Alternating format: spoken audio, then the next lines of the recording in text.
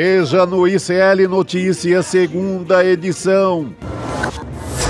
Operação para desgastar Lula. Após denúncias de fraude, oposição reúne assinaturas para pedir CPI do INSS. Articulação golpista na Câmara. Bolsonaristas elaboram manobra para travar julgamento do golpe no STF. A conta do tarifaço chegou! Charged to the USA. PIB dos Estados Unidos encolhe e Donald Trump pede paciência. But they have to, and other countries have to make a deal. O ICL Notícias, segunda edição, está no ar. Olá, boa tarde, seja bem-vindo, seja bem-vinda ao ICL Notícias, segunda edição, deste dia 30 de abril de 2025. E olha só, hoje a oposição conseguiu as 171 assinaturas para pedir uma CPI do INSS. Isso após as denúncias de fraudes e desvios ilegais na folha de pagamento. Daqui a pouquinho a Elo Vilela vai estar com a gente e vai detalhar diretamente de Brasília esse assunto, né, que, enfim, aconteceu, as assinaturas foram colhidas e vai falar também das manobras dos bolsonaristas para tentar travar o julgamento do golpe no STF. E teremos também Cris Serra para falar de Trump, porque ele pediu paciência para os americanos depois que o PIB caiu. Lembrando que a nossa programação, que começa com Desperta e vem até o N2, é transmitida pela Pop TV do Rio Grande do Sul e também pelo canal A Voz Trabalhadora. Olá, meninos. Olá. Que prazer ter vocês. Tudo bem? Quase que eu falei bom dia e eu lembrei, não. Boa tarde. Boa tarde. Seja bem-vindo, Demore. Obrigado. Tudo bom? Tava com saudades. Verdade. E aí, César? Voltou? Gostou e voltou? Demais. Sempre muito bom estar aqui no N2. Boa tarde para a nossa comunidade também. Prazer estar com vocês. Vamos lá. Vamos começar a falar dessa CPI aí. Vamos falar sobre a fraude do INSS. Porque pode vir mais dor de cabeça para o governo por aí. A oposição conseguiu reunir na Câmara as 171 assinaturas necessárias, isso para protocolar o requerimento de abertura de uma CPI do INSS. Isso para investigar a mega fraude dos descontos ilegais na folha de pagamento de milhares de aposentados. O pedido da CPI é de autoria do deputado coronel Crisóstomo, do PL de Rondônia. A decisão de instaurar ou não a CPI é do presidente da Câmara, Hugo Motta. E aí eu converso com vocês aqui. Será que vai para frente essa CPI? Depende de muita coisa, Rô. A articulação de forças ali está num momento até, faz um mês e pouco, o César falou isso até no N1, que a gente está num momento ainda que as coisas não se acomodaram para a eleição. Vamos lembrar, ano que vem tem eleição. A principal coisa que a gente tem que lembrar disso, se você for um deputado hoje, a sua preocupação é a eleição. Sua preocupação é orçamento secreto, emenda, eleição. É só isso que passa pela cabeça desses caras. Todo o resto que a gente dá bola passa por esse filtro. Então, o Hugo Motta vai olhar o pedido com essa cabeça. O PL, que ameaçou romper com o Hugo Motta, como é que um partido rompe com o presidente da Câmara? O presidente da Câmara decide que música toca. O presidente da Câmara decide que gaveta que abre, que gaveta que fecha, se vai ter CPI, se não vai ter CPI, se pauta projeto de lei, se não pauta projeto de lei, se toca urgência, se não toca urgência. O que é romper? Romper é romper o acordo que eles fizeram para tentar driblar o Flávio Dino para conseguir tocar o orçamento secreto. Isso é o romper. E aí ficou todo mundo apavorado com isso. Não, pera lá, a gente tem um acordo aqui, a gente tem uma eleição para tocar. Então, essa CPI vai passar por isso também. Se vai desgastar o governo, se aprovar a CPI, vai. Tem muita coisa nessa história do INSS? Parece que tem muita coisa na história do INSS. Tem muita gente que fez coisa errada ali. Então, a gente vai ter que ver os movimentos agora. CPI rodando, o PL da anistia, que aparentemente, né, César, vai cair aquele texto original e vem aí um acordão, literalmente com o Supremo e com tudo, para fazer um novo tipo de anistia, que daqui a pouco eu quero falar nisso, parece que estão vendendo uma coisa pra gente que não é o que vai entregar. Então, Rô, a gente vai ter que ver os movimentos agora, dia após dia, e o governo tá, mais uma vez, que se tornou um clássico desse governo, tá nas cordas. Vai ter que tentar sair de novo, dar a porrada de novo, empurrar o adversário para o centro do ringue. De novo a gente vê esses movimentos, né, do governo que vai para as cordas, sai das cordas, vai para as cordas, sai das cordas e vê qual vai ser o desgaste a partir disso. Porque, César, o pensamento do aposentado é levar o meu dinheiro. Exato. Não existe outra possibilidade, né? Exato. E foi o governo.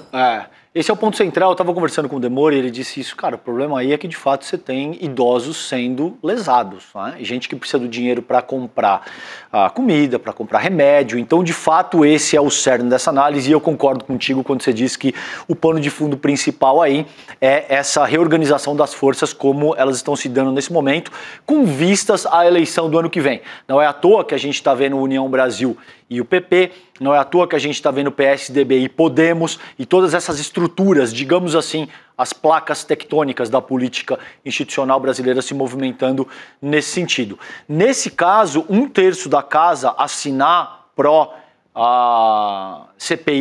é um indício forte de que tem força. A ideia tem força na casa. Agora, eu acho que depende dessa análise, sim, que Demore fez. Depende, sobretudo, como é que o governo vai tratar essa questão. Até agora, vem pedindo para o PDT segurar a onda. Como quem diz, resolvam essa questão.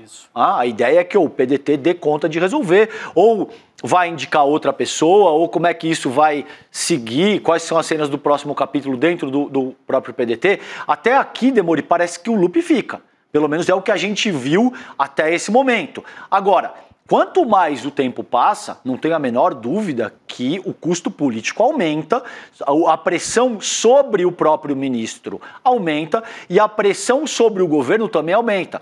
Por termos de probidade intelectual, eu preciso dizer, eu estava conversando com a Heloísa Vilela, a Elo disse o seguinte: sim, Calejão, mas vamos lembrar que a CPMI da Covid também foi uma iniciativa da extrema-direita, e aquilo foi um baita tiro no pé deles. Claro. Então pode ser que seja o caso, isso também caracteriza um tiro no pé?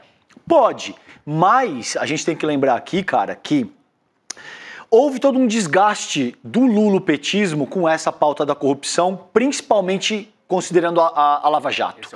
Então a gente sabe que isso cola muito mais contra o governo Lula do que contra o bolsonarismo, que foi um governo notoriamente corrupto.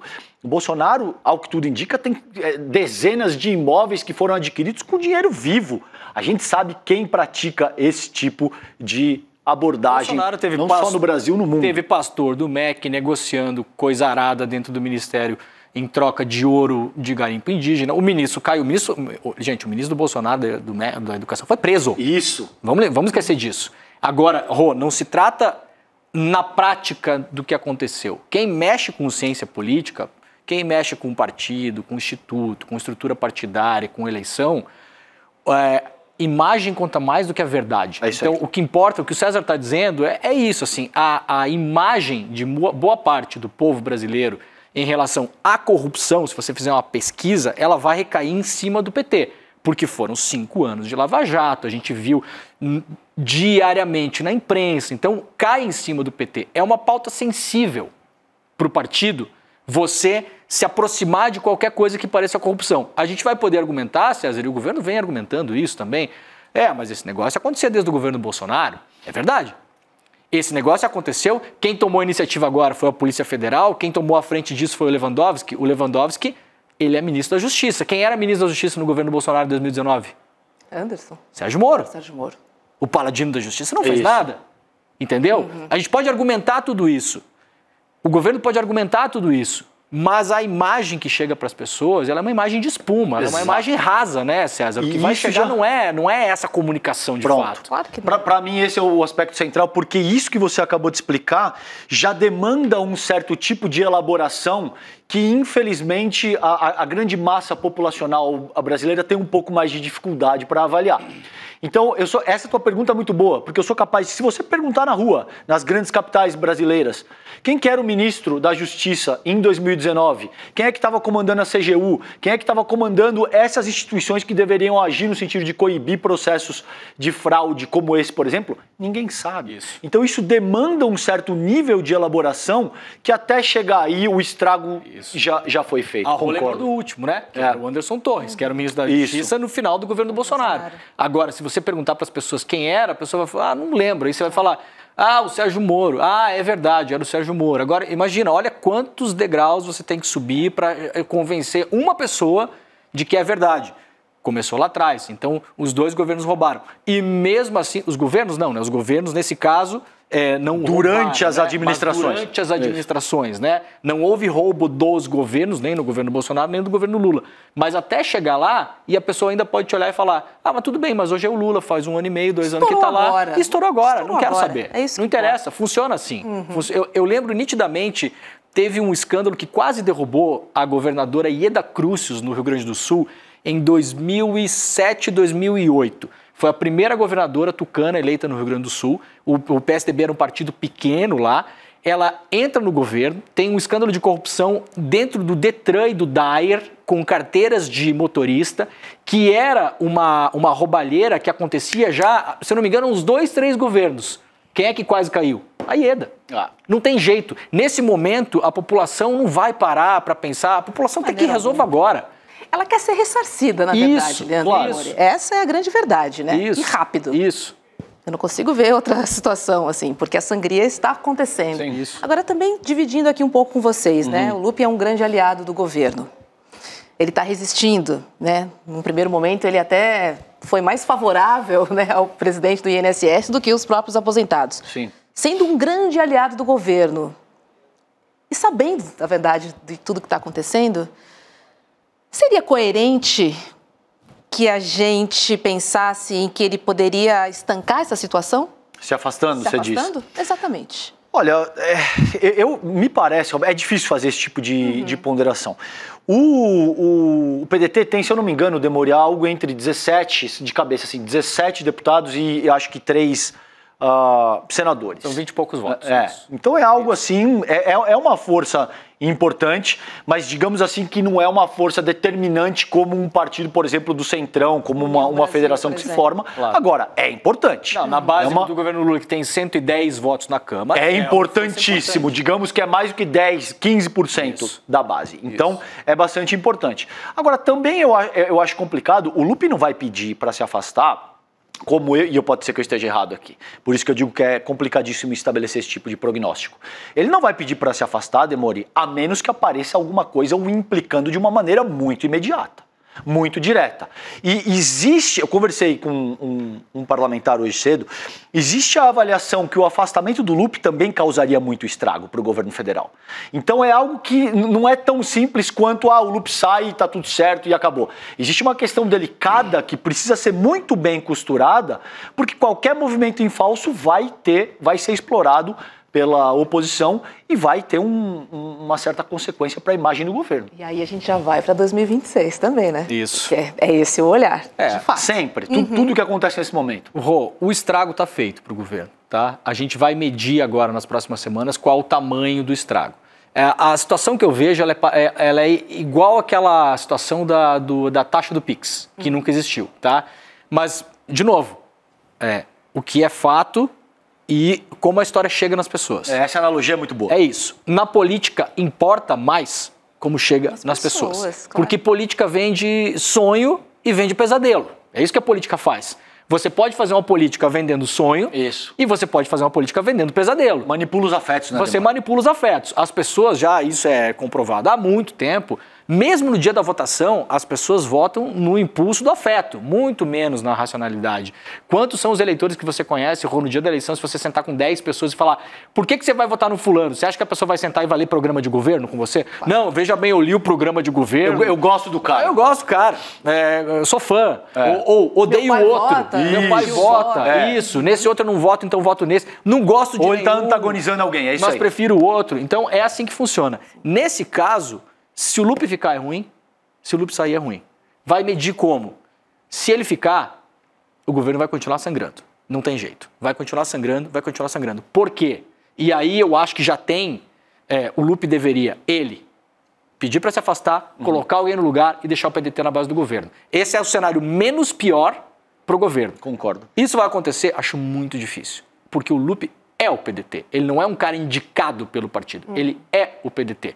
Qual o problema e por que eu acho que o Lupe já deveria ter saído há muito tempo, desde a semana passada? Porque ele foi, segundo a investigação, tá? Foram 6 avisos que foram feitos CGU. pela CGU, tá? O Lupe foi avisado pessoalmente em uma reunião oficial de que estaria acontecendo essa fraude. Aliás, como a vida é difícil de entender muitas vezes, foi avisado por uma representante do sindicato no qual o irmão do Lula é dirigente. Então veja, muitas vezes a gente vê, o irmão do Lula está no rolo do sindicato, mas ao mesmo tempo quem avisou o Lupe foi o sindicato do irmão do Lula. O Lupe falou o seguinte, nossa, importante isso e tal, não sei o quê. A gente vai ter uma próxima reunião, a gente traz esse assunto na próxima reunião. Não houve o trazer. Virou um na volta a gente compra. Levou um ano para se mexer. Quando estourou a coisa, foi a público defender a indicação dele no INSS. Então, Rô, é tudo ruim. Cai um pouco naquela história do Juscelino Filho. Juscelino Filho era péssimo, era horrível para o governo, só caiu quando foi indiciado.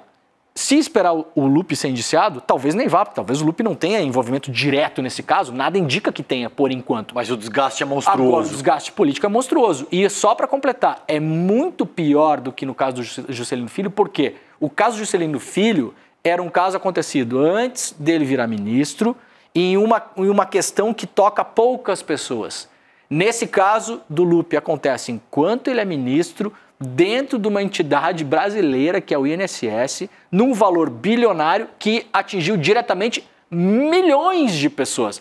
Quanto mais esse caso se espalha, mais eu ouço gente vir falar assim, caramba, minha mãe foi descontada, caramba, meu avô nem viu que estava descontado. E aí, R$40 por mês? Isso dá R$480 por ano. Isso é muito dinheiro para quem vive de aposentadoria. Remédio, comida. Remédio. A pessoa já vive aluguel. Com 1.500 conto. Desses 1.500, vários deles têm 300, 400, 500 penhorado lá numa Crefisa, não sei o quê. Já está financiado, já está ferrado. Aposentado empresta conta para sobrinho, para tio, para primo, não sei o quê, para ter cartão de crédito, para financiar casa no Minha Casa Minha Vida. Alimentação. Tem tudo isso. Então já é uma população. Hoje de manhã a gente deu a matéria um levantamento feito pela CGU, indígena isolado foi fraudado, que não sabe ler e escrever, que nunca saiu da aldeia, gente analfabeta, inválido, pessoa que não consegue assinar documento. E num governo que se preocupa com as pessoas. Então, esse é o ponto. E aí contrata uma crise, né? E aí muita gente, hoje de manhã no N1 foi isso também, muita gente fala, mas tem a governabilidade, não sei o quê. Gente, o que a gente faz então? Ignora o caso? Faz de conta que não aconteceu. Faz de conta que ninguém foi lesado. Agora a preocupação de organizar as forças políticas e a comunicação do governo é do governo. É de quem está lá. A gente tem a obrigação de trazer aqui e tomar o lado das pessoas que foram lesadas. Tomar o lado dos mais fracos. Né? Avisar as pessoas sobre o que aconteceu. E fazer análise política. Não é que eu estou falando tudo isso, né, César? Não estou falando coisas que eu gosto ou que eu gostaria que tivesse acontecido. Claro. A gente está trazendo a fotografia como ela realmente é hoje, né? Claro. E reforço aqui, né? Ressarcir o quanto antes possível. Assim, isso é muito sério que a gente tá falando isso vai ser difícil, hein, Rô? Porque não sabe nem se há meios legais para fazer o ressarcimento.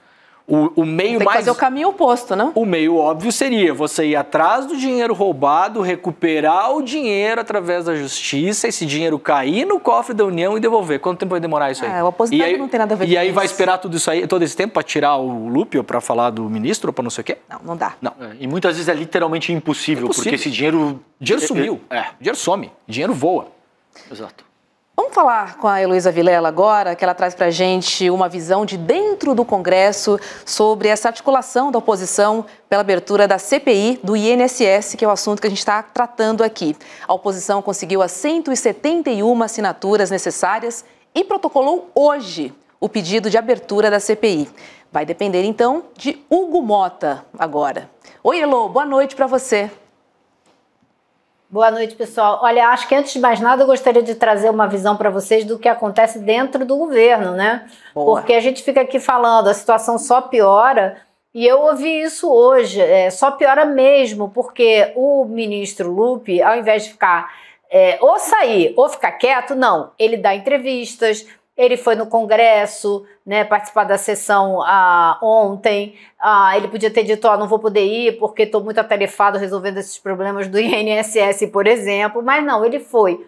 Então, quanto mais ele fala, pior fica a situação. Porque ele fala coisas desencontradas, ele diz uma coisa depois diz outra, né? Então, assim, o que está se vendo no governo é que a situação só está piorando. Porém, até agora não existe nenhuma decisão de afastar o ministro Lupi, por uma questão política e por uma questão de postura. Enquanto não aparecer algo que o implique pessoalmente, não vai acontecer o afastamento do ministro Lupi. Por mais que o PDT hoje seja um partido pequeno dentro do Congresso, não é um partido, ele tem o número de votos do PSOL, dentro da Câmara dos Deputados. Então é um partido pequeno e que é um partido também que não vai começar a votar a favor das pautas da extrema-direita só porque o Lupi saiu do governo. Não é um partido que tem feitio de extrema-direita e não vai votar com a extrema-direita.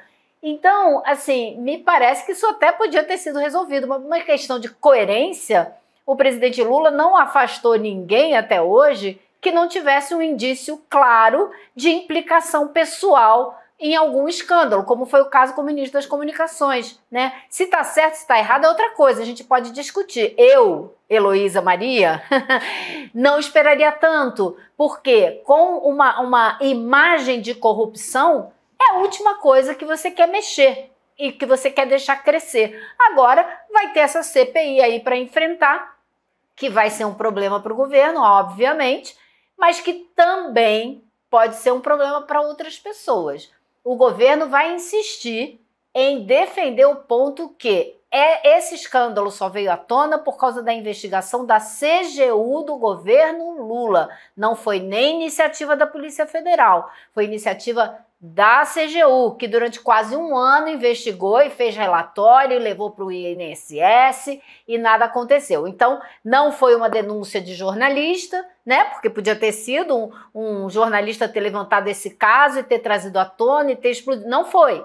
Foi o governo Lula, a CGU, que trouxe isso à tona e chamou a Polícia Federal e pediu auxílio da Polícia Federal para investigar.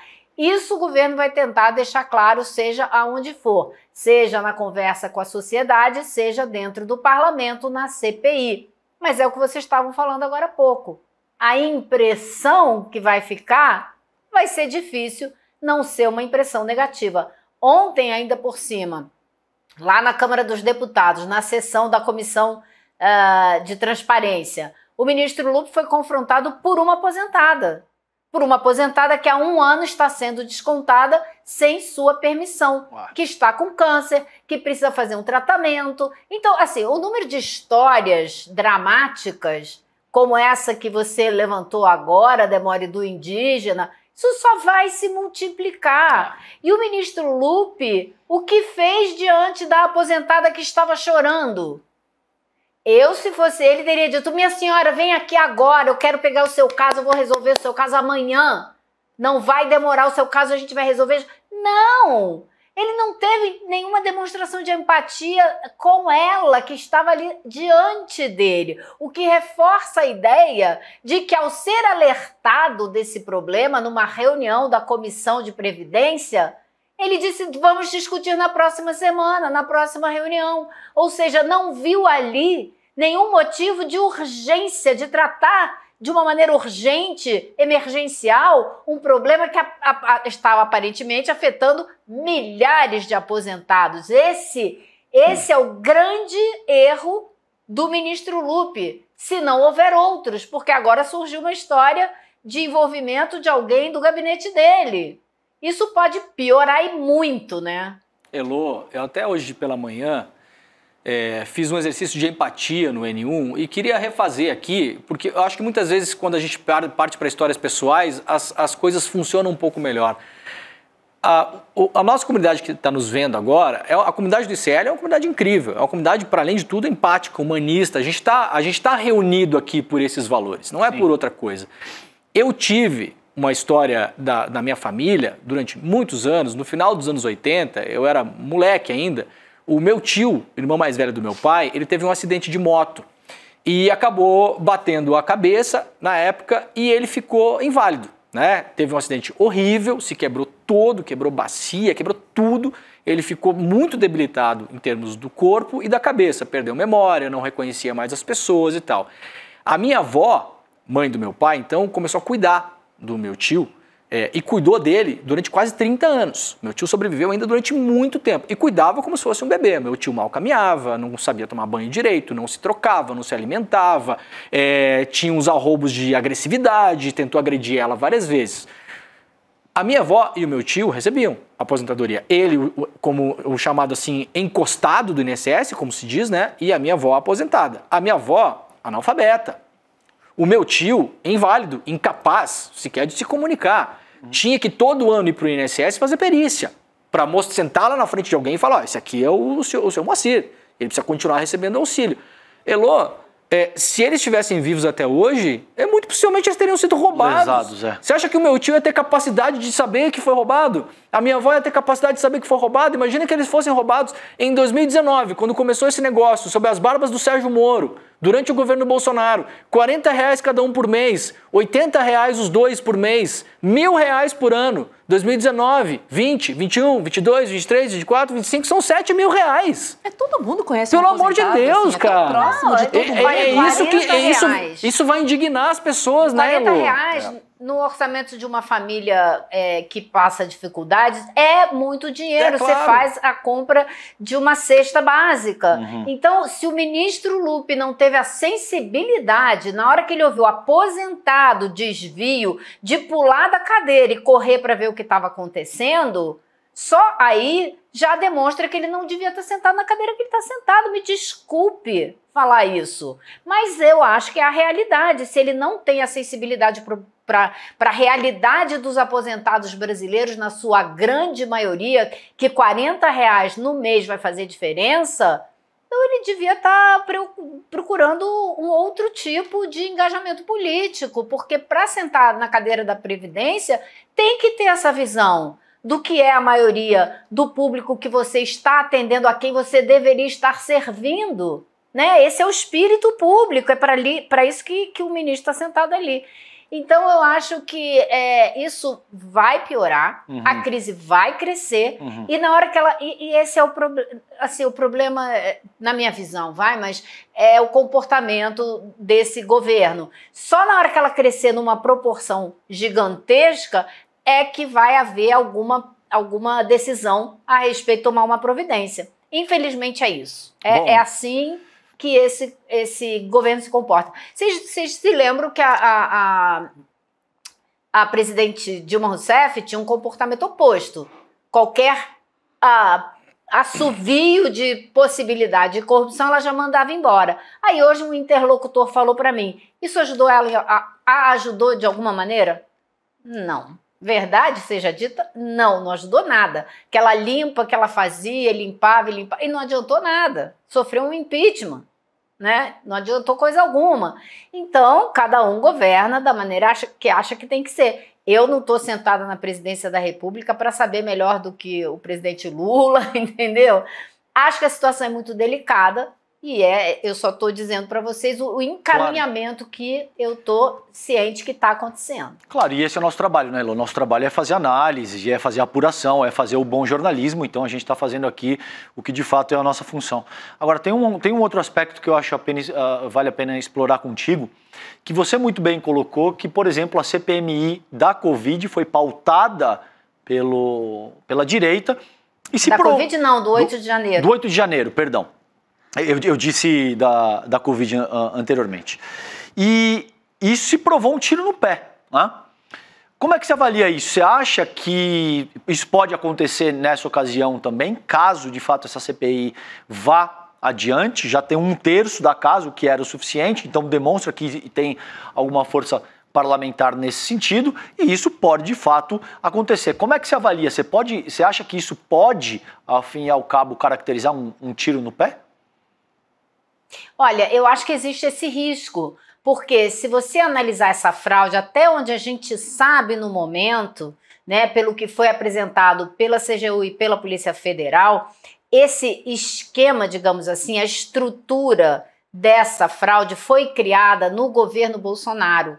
E foi a estrutura que permitiu essa multiplicação de casos nos últimos anos. Não foi outra coisa. Se não existisse a estrutura, você não teria esses casos todos. Então, na hora que você começar a levantar, né? Isso vai depender, você sabe como é que é a CPI, correlação de forças, quem está representado lá dentro, quem consegue impor a pauta, quem consegue chamar testemunha, é tudo bastante complexo, mas haverá representação dos partidos da base do governo, né? Então, se eles conseguirem demonstrar quando essa estrutura foi criada e como, talvez isso seja um grande problema para a base bolsonarista. Então, pode sim acabar saindo tiro para tudo quanto é lado. Né? No final é diferente esse caso do caso do 8 de janeiro, obviamente, porque todos os envolvidos e os articuladores e os golpistas eram todos bolsonaristas e ainda assim a extrema-direita tentou puxar essa CPMI. Agora não é tão claro assim onde está a culpa, né? Porque vai haver um pedaço da culpa que vai recair sobre esse Ministério da Previdência, que é do governo Lula, com certeza, mas também a apuração também é desse governo.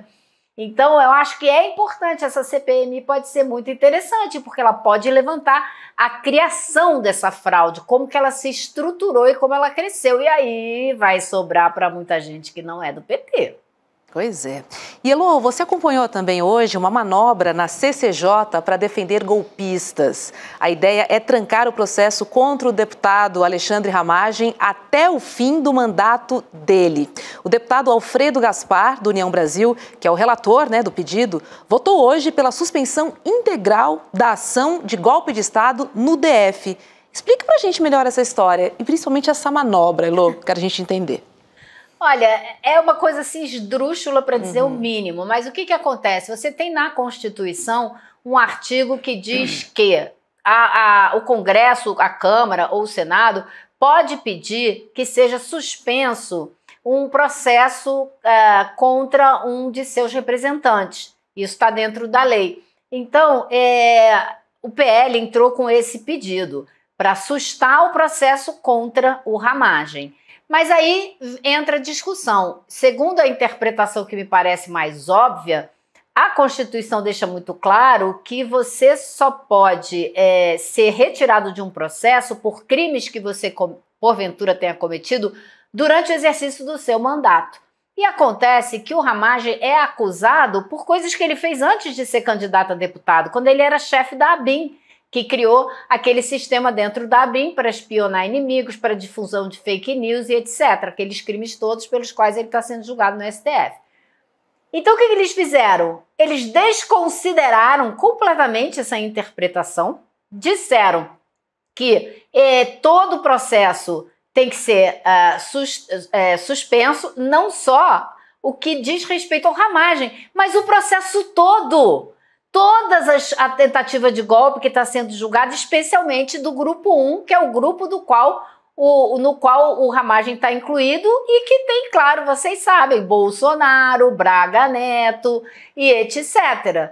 Então, eles estão querendo, com isso, suspender o processo inteiro que está no STF. Veja você, que despautério. Ninguém ia se dar conta, né, Lô? Então, ninguém ia notar, né, Lô? Então, o que aconteceu? Domingo da semana passada, eu conversei com o líder do PT, o Lindbergh Faria, que já estava preocupadíssimo com isso. E ele fez uma petição no STF pedindo que o STF esclarecesse a Câmara dos Deputados como que é a interpretação dessa lei. Se você tem que considerar os crimes cometidos depois que ele foi empossado deputado ou se pode incluir tudo. E o ministro Zanin, que é o presidente da primeira turma, disse claro que é só o que aconteceu depois que ele foi diplomado. E nem assim teve jeito, porque a oposição está convencida de que assim vai criar não o fim desse processo, né, gente? Eles não são estúpidos, eles são manipuladores, maquiavélicos, mas burros eles não são. Eles sabem que com isso vão criar o quê? Tensão com o STF, mais tensão com o STF, porque na hora que isso bater no STF, o STF vai dizer, esquece que não existe constitucionalidade nenhuma nisso. Mas você fica desgastando ainda mais o STF. Qual era a grande argumentação da extrema-direita dentro da sessão da CCJ hoje? A ditadura da toga. Eles não podem julgar esse processo porque eles são suspeitos. É assim, é nesse nível a discussão. Pra né? reforçar Assim, o E não houve discurso deles, jeito. né?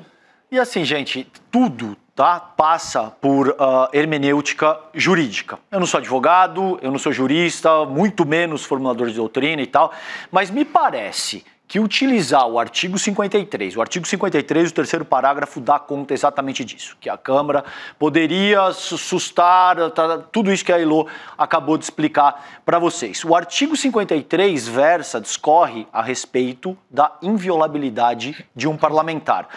Argumentar isso haja demore, tá? Argumentar que isso pode ser usado para o cometimento de crime é algo tão estapafúrdio, porque o 5º artigo, o William De Luca, um beijo para ele, brincou comigo no N1, que eu pedi para ele olhar, Elô, na hora. O 5º artigo, o 44º inciso do 5º artigo, dá conta que esse tipo de crime contra o Estado Democrático de Direito é inafiançável.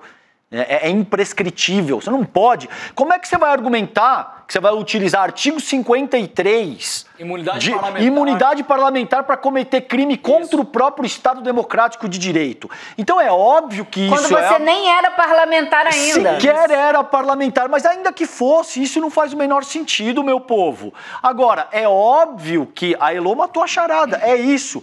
Eles sabem que isso não vai dar em nada, mas no fim do dia vai aumentar a temperatura, vai criar desgaste, vai servir para reforçar a questão da ditadura da toga, manda o etc. corte no grupo de zap, para Exato. dizer que eles não conseguem fazer nada, que o Xandão não sei o quê, que isso e aquilo é óbvio. É uma mistura de Vila do Chaves com Coisa Nostra, gente. Com Aristóteles. Vila do Chaves com Aristóteles. Olha, é eu muito ouvi bom. duas coisas que eu acho... Eu ouvi duas coisas hoje que eu acho perfeitas lá na comissão. Uma foi que o deputado Rubens Júnior falou isso. Ele disse, isso daqui é o trem da alegria da anistia. Não estão conseguindo passar a anistia do outro jeito, estão tentando desse jeito, que é um absurdo. Mas ouvi um assessor parlamentar fazer uma análise ainda melhor. Ele disse para mim o seguinte, isso que eles estão tentando aprovar cria o quê? Se você constituir uma quadrilha para cometer crimes e trouxer um deputado para dentro da quadrilha, você isenta a quadrilha de crime, porque você vai sustar o caso contra o deputado e vai suspender todo o caso contra a quadrilha. Perfeito. Se você tiver um deputado que pertença a uma milícia, você libera toda a milícia dos crimes, porque o cara está lá dentro e ele não pode ser processado e o processo inteiro vai para o lixo. Ora, faça-me o favor, né? Exatamente, perfeita. Essa analogia é perfeita e não poderia explicar essa questão de forma mais simples. É isso aí.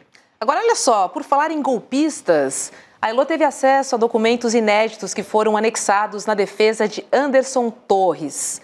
Policiais militares, prestem atenção, envolvidos, também nesse processo, eles jogam culpa pelo 8 de janeiro na secretária de Segurança e, em especial, a coronel Cíntia, que nunca foi sequer indiciada. A gente tem esses documentos aqui, quero chamar a atenção ao print deste documento. Olha, já citam aqui logo, em especial, a subsecretária Cíntia Queiroz, mas é na segunda página que a gente vai entender melhor. Olha só, a coronel Cíntia Queiroz foi o principal ponto de apoio do subsecretário executivo Fernando de Souza acerca do planejamento operacional das ações da Secretaria de Segurança Pública do Distrito Federal e da Polícia Militar do Distrito Federal.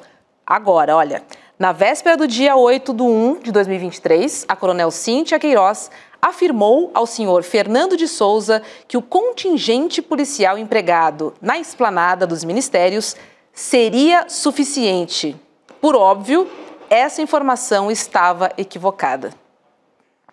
Tem mais um print aqui, eu vou seguir rapidinho aqui, Elô, já vou passar para você. Olha, grupos, perímetros de segurança e difusão, em especial, forneceram várias informações de inteligência à subsecretária de Operações Integradas, ao secretário executivo e ao secretário da Secretaria de Segurança Pública do Distrito Federal. Além disso, não cabia à Secretaria de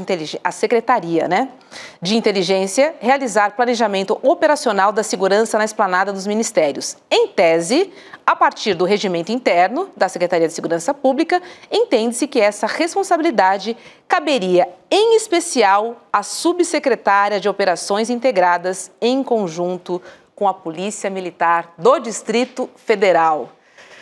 Heloísa Vilela, tem muito hein? nome ali, muita sigla, né? Vamos tentar dar uma esclarecida. O que acontece? Quando a Polícia Federal fez batidas de buscas, né, e apreensão e tomou vários celulares, tomou o celular da delegada Marília, que era responsável pela inteligência na Secretaria de Segurança Pública, do Fernando, que substituiu o Anderson Torres, enquanto ele foi perder o celular lá nos Estados Unidos, tomou também o telefone, algumas coisas do Anderson Torres, do governador Ibanez, mas não tomou o telefone da Coronel Cíntia. Ela nunca sofreu um mandado de busca e apreensão, o que já deixa muita gente com uma dúvida enorme na cabeça por causa do que vocês viram aí. Bom, essas conversas todas que estavam nos celulares foram extraídas, a Polícia Federal usou essas conversas para fazer seus relatórios e para fazer sua investigação a respeito da responsabilidade da Secretaria de Segurança Pública. Esse material todo foi enviado para a PGR e a Procuradoria-Geral da República fez vários relatórios de análises dessas conversas. Esses relatórios estão num inquérito 11781, que está no STF, mas que estava totalmente sigiloso. Porém, a defesa do Anderson Torres pegou esse relatório de análise da PGR e colocou em anexo ao seu relatório da defesa do Anderson Torres. Por quê? Porque eles sabem que não vão livrar a cara do Anderson Torres, mas eles estão tentando dividir a responsabilidade com outras pessoas. E o que ele está fazendo? Está jogando para a turma dele, para o Fernando, que foi o que o substituiu quando ele foi viajar, e para a Coronel Cíntia, essa coronel que ninguém sabe porque nunca foi indiciada. Na CPI que aconteceu no Distrito Federal, a CPI da Câmara Legislativa do Distrito Federal, ela foi indiciada. Ela foi lá depor e foi indiciada, mas não foi indiciada pela PGR, não pela Polícia Federal e não foi, então, indiciada pela PGR. E como vocês viram aí nesses relatórios, vocês ouviram que eles falam do grupo de fusão. Grupo de fusão é um grupo de WhatsApp, do qual participava a Coronel Cíntia, várias pessoas da área de segurança, não participavam, responsável pelo Departamento de Operações da Polícia Militar, por exemplo, mas uma outra pessoa da Polícia Militar. E nesse grupo, a gente vê mensagens super sérias, graves e preocupantes. Eu não posso nem mostrar aqui, mas eu li as mensagens. Uma delas diz o seguinte: prestem atenção nos ônibus de placas tal, tal e tal, porque dentro deles há os extremistas fulano e beltrano, que inclusive fazem apologia a assassinar o presidente Lula. Uma outra mensagem também divulgada nesse grupo, do qual fazia parte a Coronel Cíntia, a Marília da Inteligência e várias outras pessoas, que grupos estão se deslocando para Brasília, são grupos violentos, eles estão levando pés de cabra, ou seja, já tinha presença declarada e sabida de armas brancas. E ainda assim, ela vai e diz que o número o contingente militar, da Polícia Militar, preparado para a ação no dia 8 de janeiro era suficiente, que a gente vê em qualquer imagem que não era. E pior, o ministro Flávio Dino, na época ministro da Justiça, assinou um ofício disponibilizando a Força Nacional, que ela se recusou a usar, a Coronel Cíntia. Se recusou a usar. Então, é algo que eu venho dizendo aqui já há um tempo. Essa história, esse processo todo que agora tá começando de verdade no STF, vai trazer outras coisas à tona e talvez atores que não são conhecidos e que talvez devessem ser conhecidos pelo que a gente está vendo. Fica cada vez mais claro, né, Lô, que na falta do Exército e da Aeronáutica, que não toparam o golpe, conforme as investigações, o braço armado do 8 de janeiro era a Polícia Militar do Distrito Federal, né? Impressionante, tudo que sai sobre a PM do DF leva a gente para esse caminho, né? E mais demore, e mais, porque não existia uma organização, ao que parece, dentro da Secretaria de Segurança Pública para que essa coordenação pudesse acontecer, para que a utilização da PM pudesse acontecer, a revelia até de algumas pessoas de dentro da PM. mas com o entusiasmo de outras. Você não sabe o que aconteceu comigo outro dia? Eu fui a um show aqui em Brasília. Cheguei no show, era um festival, feira, show, chopp. Fui tomar um chopp, sexta-feira, fim do dia, estava exausta. Na hora que eu encosto lá no chopp, vem um cara puxar conversa comigo. Você não é do ICL, não é Heloísa Vilela? Eu falei, sou. Aí conversa vai, conversa vem, ele me conta que ele é PM e que ele ouviu dentro da Polícia Militar relato do dia 8 de janeiro de gente chegando, os coronéis chegando, depois do alarme que foi dado, chegando com a maior tranquilidade, sem a menor pressa. E a pessoa que viu essa cena toda ouviu ele dizer, tomara que quebre tudo mesmo. Então, existia entusiasmo dentro de grupos da PM, existia. Era todo mundo? Gente, não era. Como essa pessoa com quem eu conversei e várias outras que trabalham na PM. Mas era boa parte do comando, inclusive, né, Elô? Era boa parte do comando. Boa parte do comando. Agora, inclusive, existe dúvida, por exemplo, tem alguns coronéis que não estavam nesse grupo de fusão, recebendo esses alertas da periculosidade dessa manifestação, né? E que no dia tiveram que agir. Então, assim, se eles têm outros agravantes, ótimo. Se não tem, também fica complicado, porque também ficaram vendidos, porque não tiveram a informação que tinham que ter. Como a polícia a polícia legislativa não teve, como a polícia do STF também não teve, né? Então, houve sonegação de informação e não foi porque houve esquecimento, né? A coronel Cíntia conversava o tempo todo com a coronel Marília, que era a pessoa da inteligência e que sabia exatamente o perigo daquela manifestação. Então, se elas estavam sempre conversando, elas estavam falando de onde que elas iam jantar? Não era, elas estavam falando de trabalho, né? Então tem muita coisa aí para vir à tona ainda, por incrível que pareça. E sabe o que isso também evidencia, sobretudo para essas forças policiais, que vocês serão instrumentalizados e que quando a casa cai e a casa vai cair, quando a barata voa, aí é cada um por si. Isso. Aí é ninguém segura a mão de ninguém, eu vou botar a culpa é minha, eu coloco em quem eu bem quiser. É isso que o Anderson... E você imagina a cara de pau do Anderson Torres, que tinha lá a minuta do golpe na casa dele, né?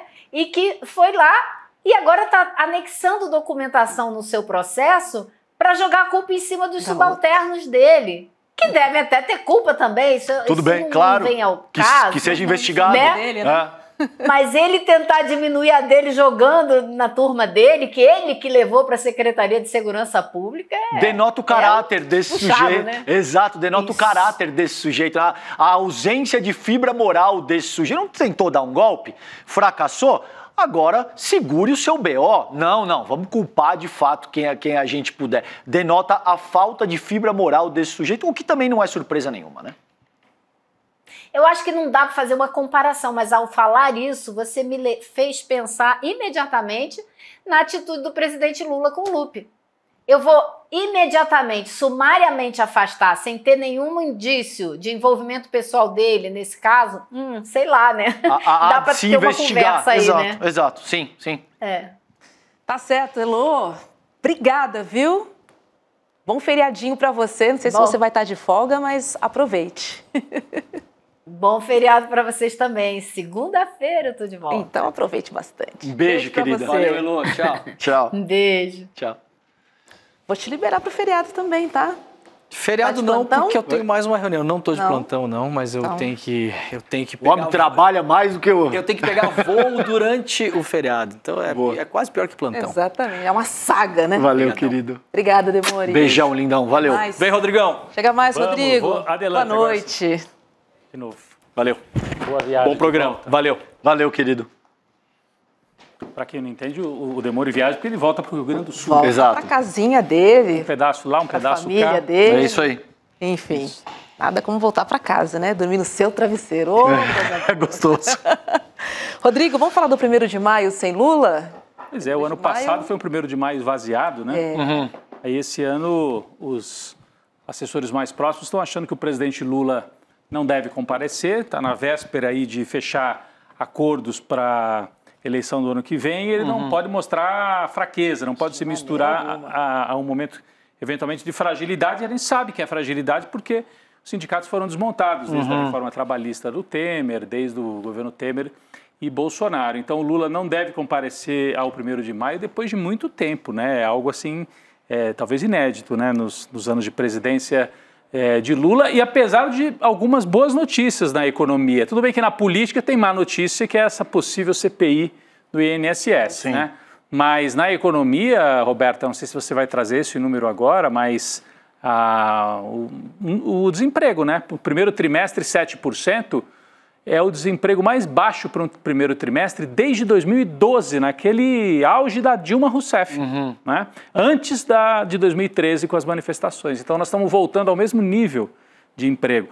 Os salários proporcionalmente não estão como estavam na época. Sim. Então, tem a informalidade mais alta também. Informalidade mais alta, os salários na média não estão no mesmo nível, os preços mais caros, né? Café continua caro, hein, Roberta? Você vai comprar o café e fala, não, eu não pedi um vinho, eu quero um café. R$40, Rodrigo Viana. Então, tudo isso também cria dissabores. Mas no desemprego, sem dúvida, é uma boa notícia. É uma boa notícia. Pois é, essa é a boa notícia, né? Então, o desemprego, né, ele ficou em 7% e atingiu seu nível mais baixo dos últimos 13 anos. Sim. Essa é a notícia boa, e a ruim, como já falamos, é a CPI do INSS, que vai render aí, principalmente para a oposição, né? Falamos aqui. Agora, você lembrou, né, do 1º de maio do ano passado, né, que foi ali no Itaquerão, né, que foi um ato bem esvaziado. Para o 1º de maio, amanhã, Lula diz que não vai comparecer, tá, ao ato de 1º de maio das centrais sindicais, que vai acontecer amanhã em São Paulo. Fico aqui pensando, né? Será que ele deveria se apresentar nesse momento? Ou não? Ou se recolher mesmo? Se for para um ato pífio, é melhor não ir, né? Um ato fraco, o presidente da República não pode desgastar a sua imagem. Eu acho que a decisão parece que está tomada e tem a ver com isso mesmo, não é? A história do Lula está ligada a manifestações sindicais, como todo mundo sabe, né? Greve do ABC e várias manifestações. Então, não deixa de ser uma demonstração de que os tempos mudaram, né? O Lula sobreviveu, mas o sindicalismo se enfraqueceu, né? Muitos setores apareceram também, né? Acho que dá para acrescentar que hoje a gente tem aí uma uberização muito grande que dispensa sindicato também. Acho que tem... eu acho que não é algo para a gente comemorar. As pessoas falam, tá vendo? O sindicato está envolvido com falcatrua no INSS, mas, gente, tem falcatrua com empresa, no setor público, no setor sindical, e a polícia está aí para evitar. Claro. Então, não é por isso que não tem que ter sindicato. Sindicato no mundo inteiro, só para lembrar, né? Acho que o nosso público aqui é inteligente, sabe, mas garantiu conquistas importantes na história da humanidade. Cara, importantíssimo isso. Essa tua fala é absolutamente importante, Rodrigo. Não é? Exatamente. Revolução Industrial, o que eram as indústrias na Inglaterra? Isso. As pessoas trabalhavam 14 horas por dia, as mulheres tinham que levar os filhos e amamentar dentro da fábrica. Criança, trabalhando do lado de fornalha, 80 graus. Então, tudo isso que... quem é que... Porque as pessoas olham e falam, não precisa de sindicato. Mas se não tivesse sindicato, você não teria obtido jornada de trabalho limitada, férias, no caso do Brasil, 13º, uma série de regras que melhoraram um pouco a vida dos trabalhadores. Mas houve nos últimos anos um avanço tão forte do neoliberalismo e o discurso foi introjetado, né? Tem muita gente que é da classe trabalhadora, mas acha que não precisa de sindicato. Eu me viro sozinho. Microempreendedorismo, esse tipo de coisa, que não é algo que tenha que ser criminalizado, claro que mas não. De fato eu acho que essa tua fala é importantíssima, Rodrigo, porque invariavelmente é aí que a coisa esbarra.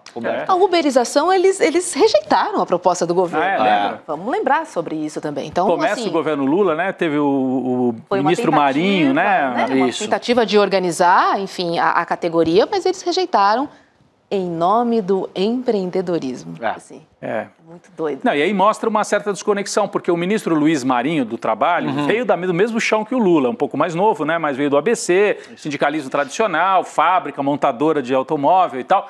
Bom, está crente que qualquer trabalhador quer regulamentação. Não. Apareceram os próprios e falaram, a gente não quer, pelo menos desse jeito que vocês estão propondo, a gente não quer.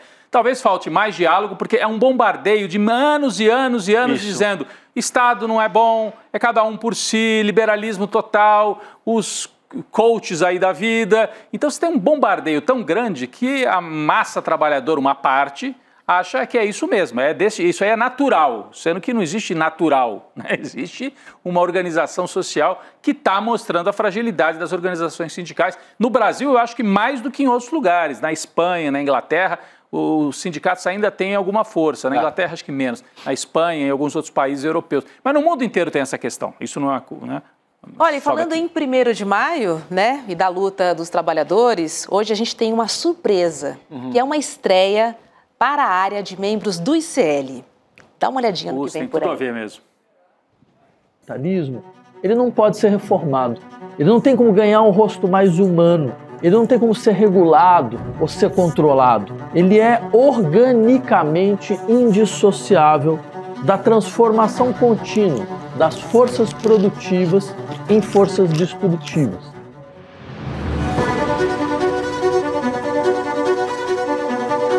Ele foi escrito para a classe operária independentemente da sua forma de escrita. E essa destinação, ela tem como objeto central explicitar para a classe operária a maneira como ela não tem lugar no interior da sociedade capitalista, a não ser sob a forma da exploração e da espoliação. Olha que bacana, hein? O Vladimir Safatli preparou uma aula magna que vai te apresentar O Capital, que é um clássico do Karl Marx, como você nunca viu antes. Seu livro de cabeceira, aposto. Eu adoro.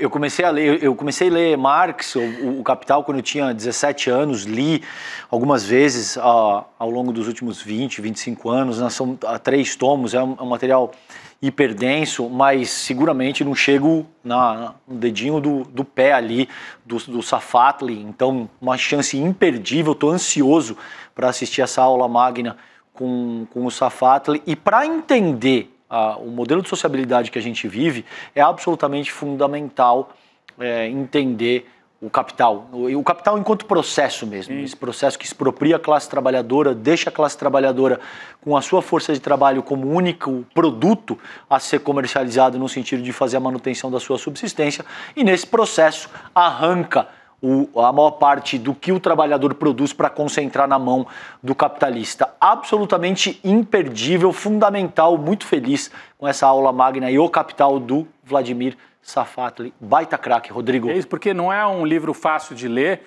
e influenciou o debate do planeta, do planeta. Nos últimos 200 anos. O sujeito escreveu um livro em 3 tomos em que ele ele disseca, né? Porque você olha para as relações sociais e tenta entender, qualquer um de nós, né? Como é que se dá isso e tal? Aí vem o Marx e enxerga o que muita gente não está enxergando, a questão do valor, a questão da mais-valia, como é que se opera tudo isso. E lendo a primeira vez, você sempre esbarra, fala, eu não vou conseguir, não estou entendendo. Então, a aula do professor Vladimir Safatli é um roteiro, né, para você se animar e quem sabe falar, agora eu vou entender melhor isso. E então, o convite está feito, está assim numa época propícia, 1º de maio, né? Então a gente deixa o convite para que você assista. É uma das grandes atrações e é para você virar membro do ICL. Quem está nos assistindo e ainda não é a chance de virar membro. Manda para o seu amigo, porque esse tipo de conteúdo é que está lá no ICL. Você assiste esse tipo de conteúdo sendo assinante, sendo membro e ajuda a manter o jornalismo que a gente faz aqui, as duas coisas. É isso, recado dado. E olha só, e hoje, a partir das 8 da noite, daqui a pouquinho, essa aula do Safatli vai estar disponível na plataforma educacional do ICL. Se você quer assistir, faça parte do ICL e fortaleça o nosso jornalismo. É isso. Isso aí. Recado dado, você ganha brindes e o nosso jornalismo vai chegando em mais lugares, ele vai se fortalecendo. E a gente vai crescendo enquanto comunidade. Isso é muito importante para a gente. Vamos chamar agora Cris Serra. Temos os brindes para você. Estão aí na tela. Boa, vamos lá. Ó. Tem esse livro do Edu Moreira, A Última Chance, para você que se tornar membro ou membra do ICL, hein? Olha o pacotaço. Tem o livro A Última Chance, do Edu Moreira. Tem também outro livro, A Serviço da Repressão, que é do grupo de pesquisadores que estudou o envolvimento da Folha de São Paulo com a ditadura militar. Um documentário que a gente exibiu aqui. O 2º episódio já está disponível na nossa plataforma também, tá bom? Tem também esse pôster bacana, Anistia é Golpe, a coleção de imãs, Ditadura Nunca Mais e o certificado digital de membro solidário do ICL. É isso, gente. Vem fazer parte da nossa comunidade, tá? É só acessar icln2.com.br. Fortaleça o nosso jornalismo corajoso, investigativo e garanta acesso a uma universidade de conhecimentos, tá bom? E ainda leva presente. É isso, é um incentivo a mais. Se faltava alguma coisa, assina agora e ganha esse pacote aí. É isso aí, faltava, porque agora não falta mais. Só falta você agora, se tornar membro do ICL. Vamos chamar agora a nossa colega Cris Serra para conversar sobre as notícias, mais notícias, na verdade, desastrosas do governo Trump. Oi, Cris, boa noite para você, seja bem-vinda. Oi, Roberta, César, Rodrigo e nossa comunidade. Vamos lá, Cris, porque o PIB dos Estados Unidos, ele contraiu pela primeira vez desde 2002. O recuo foi de 0,3% no primeiro trimestre de 2025. Um resultado muito ruim, segundo as expectativas do próprio mercado. Análises econômicas apontam a retração como resultado direto da guerra tarifária promovida por Donald Trump. Em sua rede social, Trump negou qualquer responsabilidade e pediu aos estadunidenses mais paciência. Vamos conferir o que ele disse. Olha, este é o mercado de ações de Biden, não de Trump. Só assumi em 20 de janeiro. As tarifas começarão a valer em breve e as empresas estão começando a se mudar para os Estados Unidos em números recordes. Nosso país prosperará, mas precisamos nos livrar do excesso de Biden. Isso levará um tempo, não tem nada a ver com tarifas, apenas que ele nos deixou com números ruins, mas quando o boom começar, será como nenhum outro. Seja paciente. Roberta, só para deixar claro, né? Quer dizer, a economia dos Estados Unidos andou para trás nesse trimestre, que é o primeiro trimestre do Trump, andou 0,3%, encolheu, como você disse, né? E na época do Biden... No último trimestre do Biden tinha subido 2,4%. Então, não é bem isso que o Trump está falando. Aliás, não é nada disso que o Trump está falando. Já é reflexo, sim, do medo que ele gerou. Né? Claro. A simples expectativa de que ele anunciaria o tarifaço já foi mudando, né, as incerteza, né? Incerteza. O Lula falava isso, né, Cris, durante a campanha de 22. O Brasil precisa ter volta de previsibilidade, ninguém investe sem previsibilidade, tal, sem um horizonte. E o que o Trump faz é gerar confusão e o resultado está aí, pelo menos nesses 3 primeiros meses, Cristina.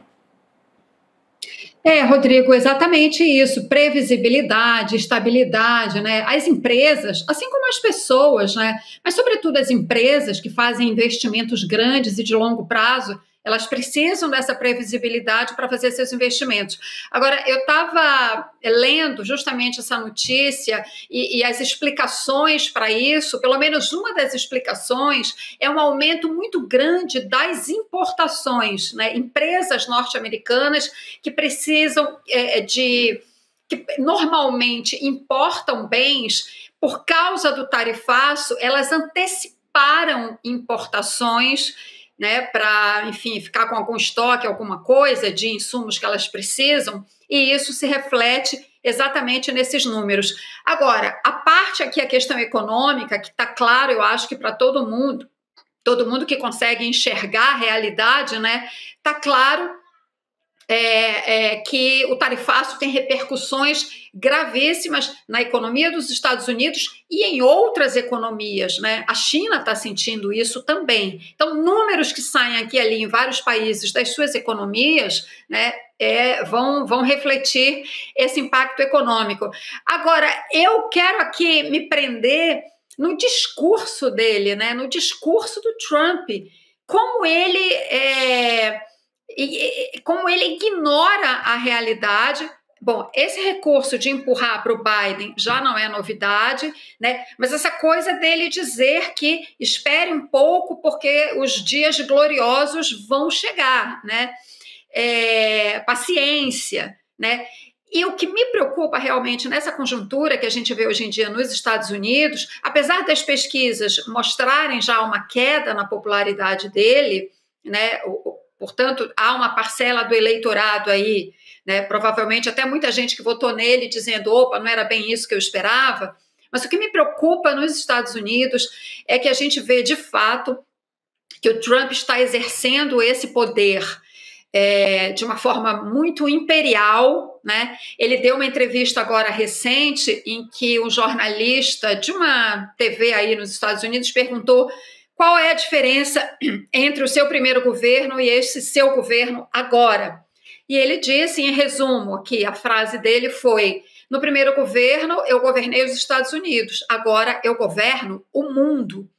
E ele não está muito longe disso, na verdade, né? Porque junto com ele está essa grande oligarquia da tecnologia digital norte-americana, né?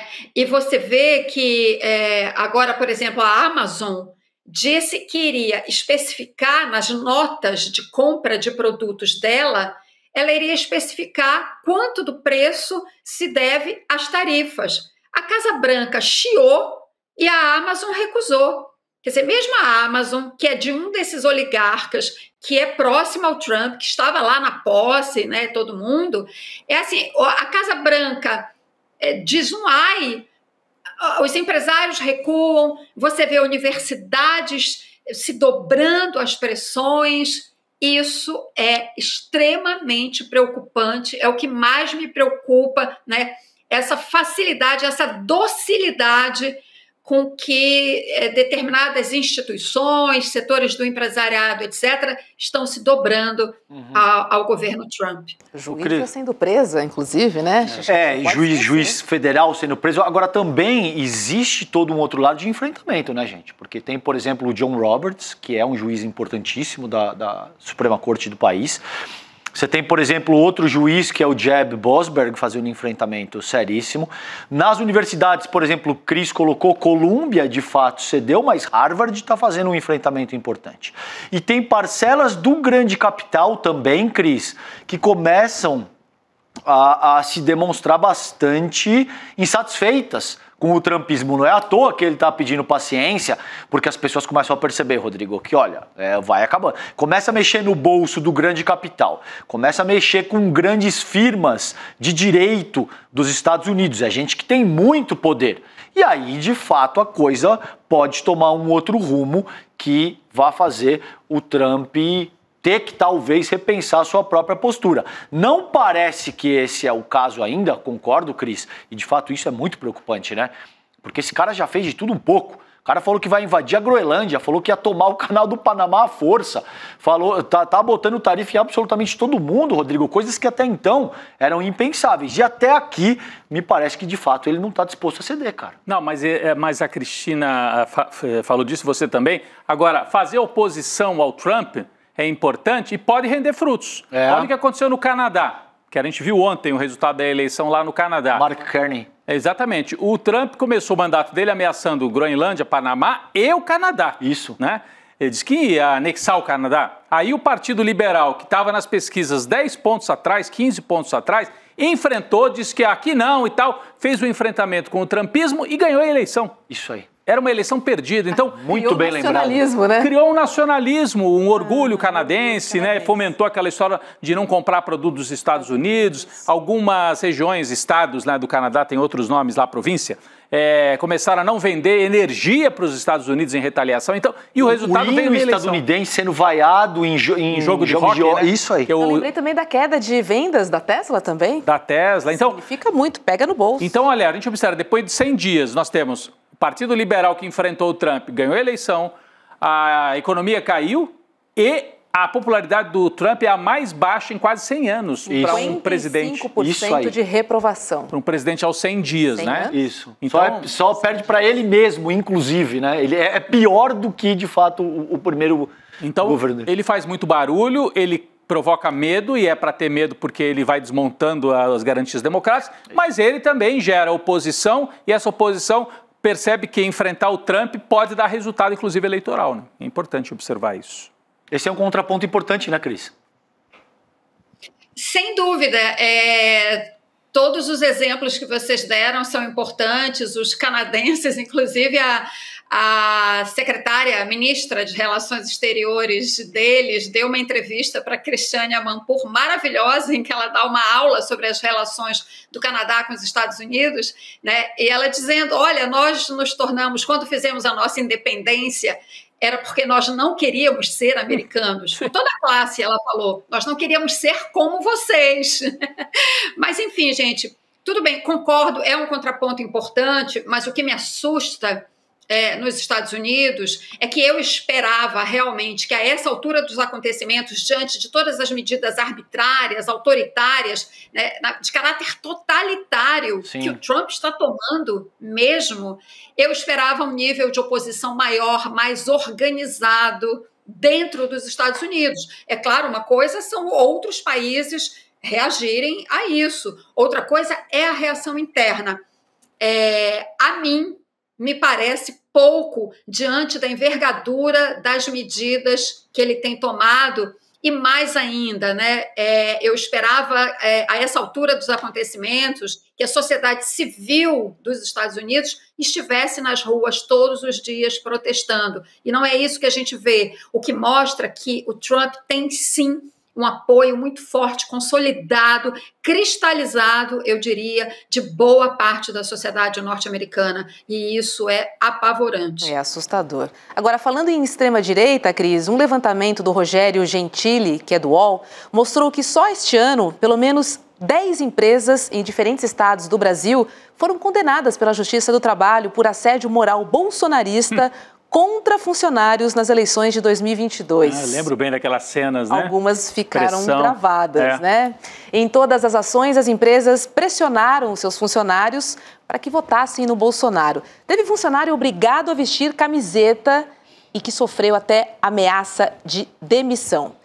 Tem um caso aqui em Nilópolis, no Rio de Janeiro, que uma empresa chamada de JMR Manutenção e Comércio, ela foi obrigada a pagar R$10 mil de indenização para uma funcionária que foi obrigada a assistir vídeos de propaganda de Bolsonaro.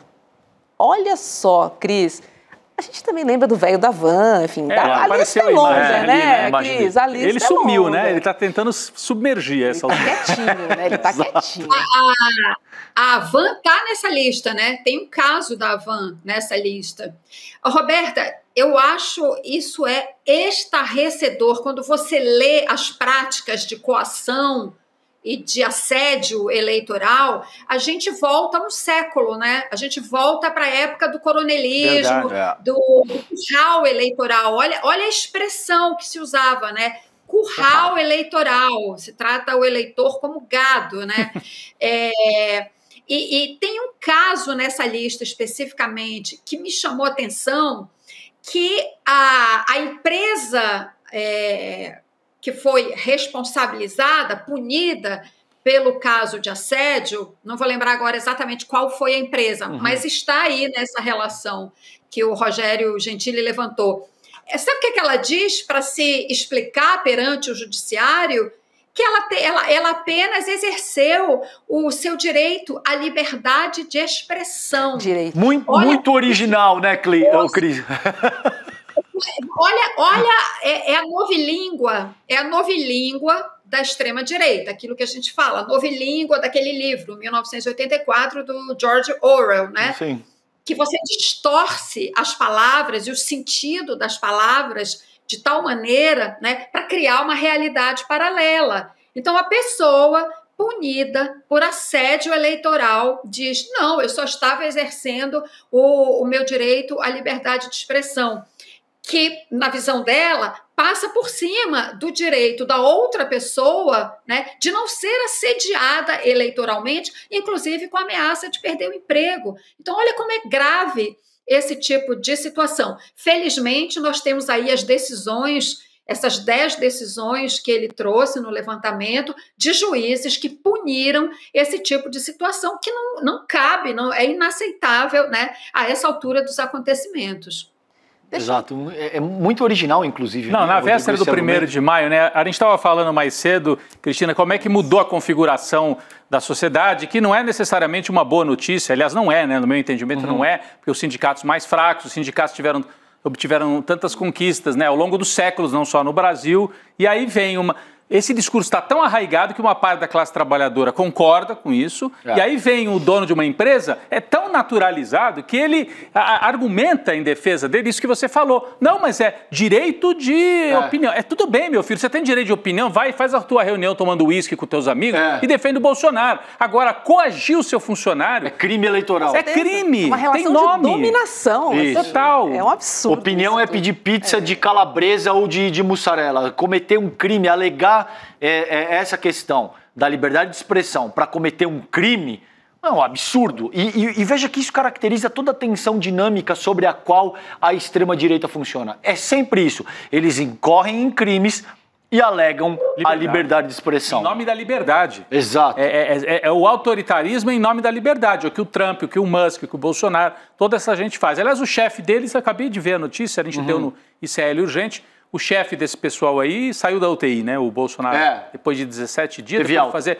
toda aquela cena de que a oficial de justiça o intimidou, foi demais, então, melhorou um pouquinho. Vai ter o ato agora no dia 7, ele tem que estar bom, né, Rodrigo? E ele convocou o ato de dentro da UTI. É isso. É essa gente aí. A gente está falando aqui sobre liberdade de expressão, né? Vamos trazer uma novidade aqui, porque Nicolas Ferreira foi condenado, gente. É isso. A Justiça do Distrito Federal condenou o deputado do PL a pagar R$200 mil por danos morais pelo seu discurso transfóbico em 2023, quando ele subiu na tribuna e ainda colocou uma peruca. Só que Nicolas ainda pode recorrer, gente. De qualquer maneira, temos aí pelo menos uma condenação, porque... Há quanto tempo isso aconteceu? Ficou de graça, né, Robbie. Gente. Não sei, queria ouvir de vocês. Para mim, isso aí ficou de graça, Cris. Não sei o que você acha disso. 200 mil, a condenação eu acho significativa para os padrões brasileiros. Mas para cometer transfobia na Câmara Federal, cara. E esse cara ganhou 2, 3 milhões de seguidores nas redes sociais. Para ele não é muito, mas para os padrões brasileiros, tem gente que comete ofensas gravíssimas e é condenado a 10 mil, 20 mil. Verdade. A juíza pesou porque justamente é uma ofensa contra... milhares, talvez milhões de brasileiros.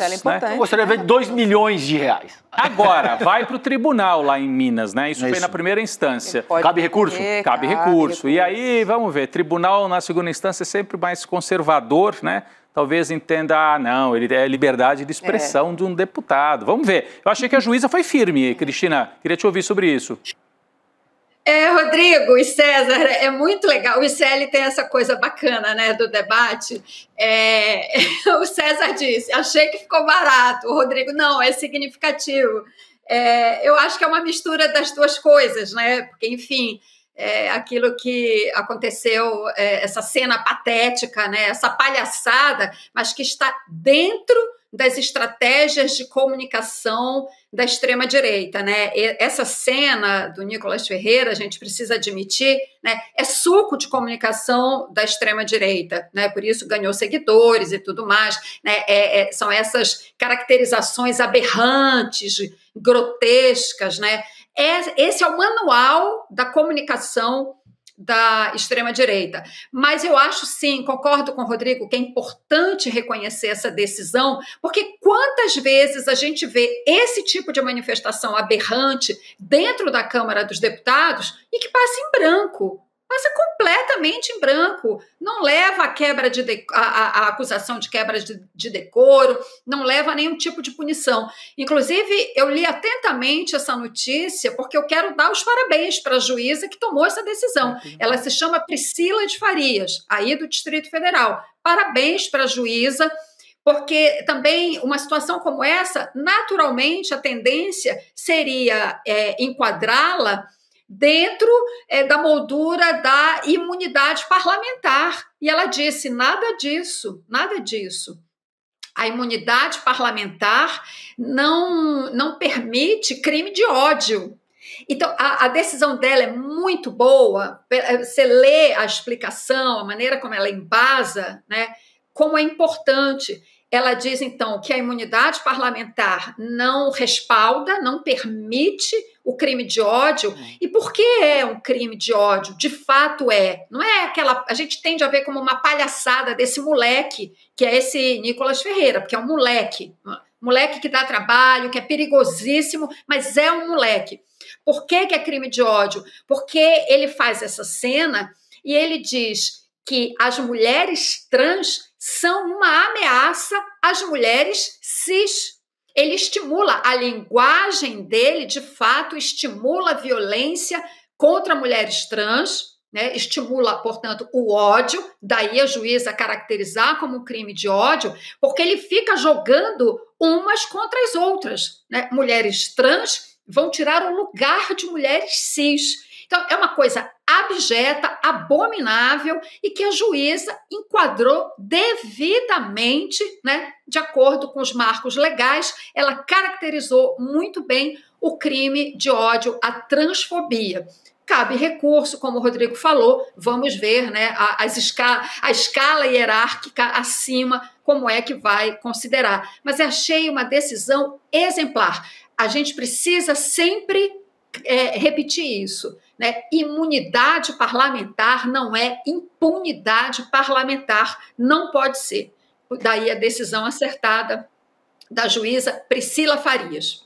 E aí eu pergunto para vocês, né? E a comissão de ética, que trabalha para alguns e que ignora outros, hein, Cris?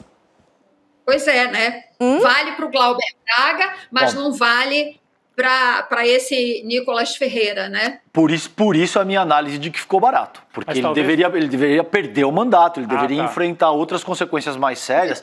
Porque o que eu vejo, Rodrigo, honestamente, o objetivo da punição é evitar a reincidência da conduta. O Nicolas não vai se reformular uma vírgula porque ele tem que pagar R$200 mil. Muito provavelmente já tem empresário fazendo fila para, se eventualmente se confirma essa condenação, arcar com os custos que ele vai ter aí. Se ele tivesse que responder por outras consequências mais sérias, que vão além da seara financeira, muito provavelmente ele e toda a turba ali da extrema-direita repensaria antes de reincidir nesse tipo de expediente. Agora, eu concordo com vocês dois, eu acho que, de fato, é muito melhor do que passar incólume e, de fato, manda um recado. Eu achei que não fosse dar em nada. Confesso para vocês aqui. Tanto tempo depois, falei, já esfriou. Imagem horrorosa. Mas é importante, né, Rodrigo? É isso que você salientou. Agora tem um outro deputado aí que pode ir para Berlinda, né? Pode ir da extrema-direita também, né? A gente mostrou aqui no N2, né? O Gilvan, da Federal, do PL, né? O que acontece é que líderes de diversos partidos estão estudando medidas aí contra o deputado. Isso depois daquela briga que a gente mostrou aqui no N2, ontem, estamos revendo as imagens aí, com Lindbergh Farias, do PT. E vamos ver também se vai dar em alguma coisa. A questão é que, assim, como falamos também aqui, é preciso combater na essência. Não é a reação, é a ação que provoca uma reação, né? Então, é a única maneira que a gente tem de quebrar essa estratégia, porque já está ficando conhecida. Só que é difícil, né? Para quem recebe também 1, 2, 3, na quinta vez, fica complicado, né? E esse Gilvan da Federal que bateu boca, que provocou, agrediu ali verbalmente o Lindbergh Farias, é o mesmo que numa comissão, numa reunião dentro do Congresso Nacional, em que se debatia retirar a segurança, diminuir a segurança do presidente Lula. Ele falou, durante o debate ele fala assim, disseram até que o Lula correu risco de vida, queriam matar o Lula, não tem prova disso e tal. Eu, pessoalmente, gostaria que o Lula morresse, disse ele. Bom, então ele desejou a morte do Lula dentro da Câmara dos Deputados. É o mesmo, né? Tem que sofrer alguma punição. Ele está estimulando a violência com o mandato dele. Não pode ter imunidade parlamentar, não é para isso. Imunidade é para criticar o Lula, criticar o PT, criticar os projetos do Lula, cobrar CPI, tudo isso vale. Crítica dura, sim, imunidade. Até isso, né, Rodrigo? Agora, chegar ao ponto de desejar ou sugerir a morte do presidente no momento em que há uma investigação sobre um planejamento para matar o presidente Lula, o vice e o Alexandre de Moraes, aí é um sujeito que merece punição, merece ir para a comissão de ética, né, Roberto? Não, que é o que a gente está falando aqui, né? Precisa combater na ação. Exato. Não na reação. E, Cris, toda a atuação da extrema-direita se pauta com base nesse tipo de estratégia, né? Esse é o método que eles têm para ganhar um mínimo de inserção no debate público, um mínimo de relevância.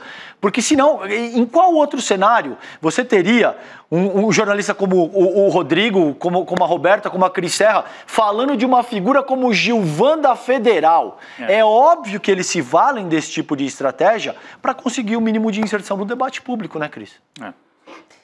Perfeitamente. Eu acho que isso tudo é estratégia mesmo para alcançar alguma relevância, para ser conhecido. Isso está casado com as estratégias deles de comunicação nas redes. Então, faz uma cena dessa, o corte já sai, já está circulando nos canais, enfim. Eu não tinha feito a associação desse personagem com essa situação que o Rodrigo lembrou. Eu não tinha... Até porque esses personagens bizarros, né, que hoje conseguem magnetizar as atenções na Câmara, são tantos e com tão diferentes estratégias que eu confesso que me perco no meio desses personagens. É Gilvan da Federal, é aquele outro do chapéu lá, como é que ele chama? Zé Trovão. Zé Trovão. Parecem todos a mesma sopa, né? Parece que é tudo a mesma coisa. É horrível. Exato, sai da mesma forma, né? Assim, com os mesmos objetivos, né? Mas cada um tem a sua bizarrice específica e particular. Eu confesso que eu tenho uma imensa dificuldade de acompanhar esse tipo de gente, porque eu tenho uma repulsa muito grande a isso. Tem um outro que agora é até prefeito, né? Se elegeu prefeito, eu acho, de Cuiabá, um que ficava filmando com o celular, assim, ostensivamente, na cara de outros parlamentares, né? Em situações tensas, na Câmara dos Deputados. Então, a Câmara dos Deputados virou... assim, um pouco esse festival de bizarrices, sabe? E eu acho que esse é um desafio imenso para nós, como jornalistas, como cobrir isso. Nós não podemos ignorar isso, porque eles são personagens, né, de um esquema de extrema-direita muito forte aqui no Brasil. Eles são, assim, o rosto, né, a face mais visível, mas de um esquema grande, poderoso, com muito dinheiro, que está aí operando, né, se mexendo para escolher quem vai ser o próximo candidato em 2026. Gente com dinheiro grosso, sabe? Que tem esses representantes, esses lacaios. Porque essa gente aí que faz isso, né, eles são os lacaios desse dinheiro grosso fechado com a direita e com a extrema-direita. Então, quando eu falo em desafio para nós, jornalistas, comunicadores, como é que a gente cobre isso, que a gente não pode ignorar, mas também sem dar a eles esse cartaz, essa visibilidade que beneficia a eles próprios. Acho isso um grande desafio, com respostas difíceis. Acho que a gente ainda não sabe responder bem a isso, sabe? Mas é um desafio mesmo, né? Noticiar ou não noticiar, né? Você acaba dando palco. Não tem jeito. De paradoxo, é complicadíssimo. É difícil mesmo. Cris Serra, obrigada e um ótimo feriado para você. Um beijo, querida. Obrigado. Um ótimo feriado pra gente. Tchau. Beijão, Cris. Tchau. Meninos, vamos encerrando por aqui, né? Vamos encerrando o N2 de hoje e a gente volta com uma edição especial na sexta-feira, tá? Do N2. Chico Sainz está de volta. Opa, pleno feriado. Férias, e vai comandar uma live com Cris Serra, Juliano Medeiros e o professor Leonardo Trevisan, a partir das 5 horas da tarde. Anota aí. E de manhã, a partir das 8 horas, Vivian Mesquita comanda a live do N1. Sexta-feira tem noticiário. Sexta-feira tem manhã noticiário. E à tarde. A gente não vai te deixar na mão, tá bom? É só colar aqui, ó. N1 a partir das 8 da manhã e N2 com Chico Sá a partir das 5 horas da tarde. Combinado? Combinadíssimo. Você fica agora com Provocação Histórica e o Lindené Pareto conversa com Maria Carolina Cassati. Não perca, tá bom? Coladinho agora no N2. Bom feriado pra gente, Beijo. nós estamos de plantão. Comunidade, aproveitem bastante esses dias. Lembrando que tem programação do ICL na sexta-feira. Amanhã estamos liberados. É isso aí. Beijo pra todo mundo, boa noite e segue a nossa programação aí. Valeu. Jornalismo de verdade coloca o interesse do público acima de qualquer outro. Essa é a gravidade da situação. Como que a gente hoje, que tem imagens imediatas do que se passa, aceita uma coisa dessa? Incomoda os poderosos. Ele me viu, olhou no meu olho, já mandou ele atrás de ti. Cadê a prevenção? A gente entrou agora numa cruzada contra esse crime das tais apostas esportivas. Jornalismo de verdade não se omite nunca. Está sempre ao lado da democracia. Que eu já falei várias vezes, né? Sobre como o Cid omitiu e até mentiu algumas vezes. As urnas, elas funcionam. A denúncia foi recebida por unanimidade. Não descansa, porque a notícia também não. A gente está subindo uma trilha no meio do mato. É um lugar perigoso também, porque é esse tipo de pedaço de terra que acabou deslizando lá para baixo, né? Então a gente está prestando atenção e está subindo para mostrar lá de cima. Jornalismo de verdade denuncia as injustiças. Um grupo de pessoas cada vez maior está sendo trazido e despejado aqui do Paraisópolis. Jornalismo de verdade é livre, sem patrocínio, sem monetização e com independência para dizer o que precisa ser dito. O ICL só pode fazer jornalismo de verdade graças ao apoio da comunidade corajosa que luta ao nosso lado. Faça parte da comunidade do ICL e apoie a nossa luta pelo jornalismo de verdade.